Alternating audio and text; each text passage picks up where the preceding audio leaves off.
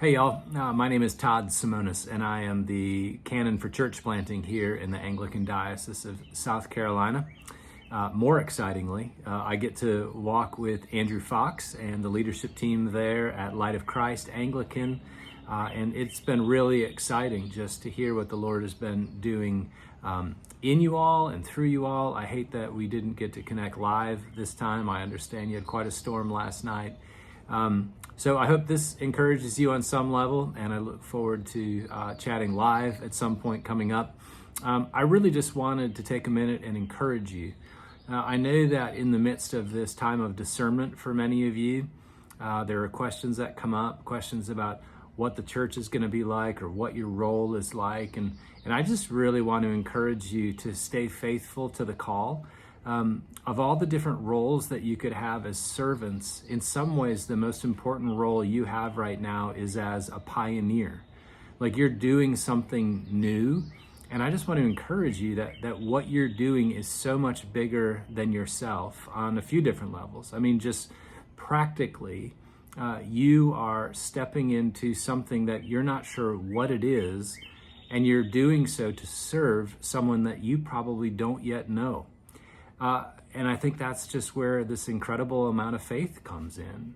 But I also want to just commend you in that these steps you're taking and moving forward as a church plant are really pioneering for your diocese and for the area. And so just know that others are watching, others are learning, and it can feel lonely being a pioneer, kind of on the edge of things. But I just hope that this season you're excited by the call on your life. I know a lot of times we can get caught up in the what's of church planting. What's it going to look like, or where are we going to meet, or all those kind of logistics. And I just want to remind you that more important than the what or the where's is the who. And that exists in two directions. First, the who of who has called you, right? The Lord calling you into this is more important than any of the details that we might wrestle with. I think about the story of Abram being called away from everything that was familiar. And it was really for the sake of those who would be blessed through that obedience. One of my mentors shared with me a phrase that has always stuck with me, in that when it comes to faith, obedience always precedes understanding. And I just want to remind you that that's kind of the gap you're living in right now. It's the gap between obedience and full understanding. And I just want to encourage you.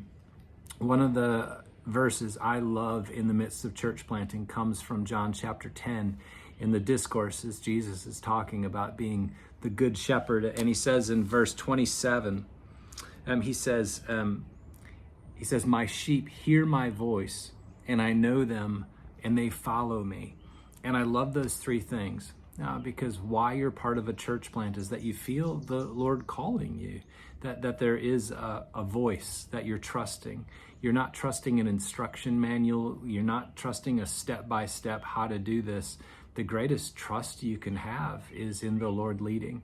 And then secondly, the Lord knows you. He knows your fears, your insecurities, your pride, your all these different things. He knows you so well. And all of that is who he invites into this. And then I love the promise that because we hear his voice, we will be able to follow. And there's freedom in that you're not following a rigid step-by-step manual, because nowhere in all of Scripture does the Lord operate in that way. Instead, he's inviting you to follow him. And so I just want to encourage you. I look forward to chatting in person or on a screen or whatever it is at some point. But just know you're being prayed for. And as I talk about what the Lord is doing there in Georgetown, people here in South Carolina are encouraged. And so just know what you're doing is bigger than you think it is. It's a pioneering work of the gospel. And I know I haven't met most of you, but hear me say I love you and I'm proud of you. I'm really excited how the Lord has raised up Andrew and Renee through Kurt right now, Father Kurt, and just everything the Lord's doing. So I don't want to ramble. I just want you to know I'm praying for you, and I want to encourage you to continue one step at a time, obedience preceding understanding.